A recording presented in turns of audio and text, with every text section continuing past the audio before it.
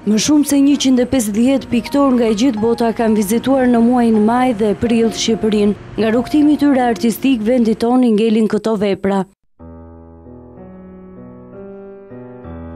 Janë përzgjedhur vetëm disa nga shumë punime që janë realizuar në vende të ndryshme të Shqipërisë. Ekspozita që nuk mund t'i mbledh sërish më të mirët e akuarelit nga e gjithë bota, e sjell shihen që ato morën me vete nga Shqipëria përmes peizazheve në Muzeun Historik Kombëtar. Në momentin që shikon një peizazh të bërë në Moldavi, në momentin që shikon një peizazh që është bërë këtu me dritën, ka një dallim.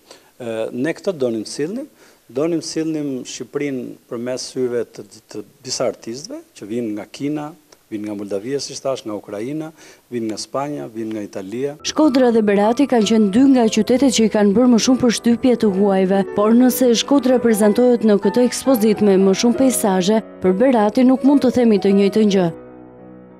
Më i vështirë doli Berati, por që dhe ju gjunjëzoi. Kishte një gërshetim të gjithë qyteteve, duke nisur që nga kultura, që nga peizazhi, padyshim deti dhe malet bashkë ose gërshetimi të dyjeve që Shqipëria ka karakteristikë. Kjo është ekspozita e dytë e këtij lloji në Shqipëri, pasi vendi ynë nuk numëron shumë artistë që e përdorin këtë teknikë. Risia e kësaj ekspozite është busti dhe skulptura që del jashtë kornizave dhe vjen me ngjyrat e akuarelit. Muzeu i hap dyert për të njohur Shqipërinë përmes vështrimit të artistëve të huaj në akuarel deri në fund të muajit korrik.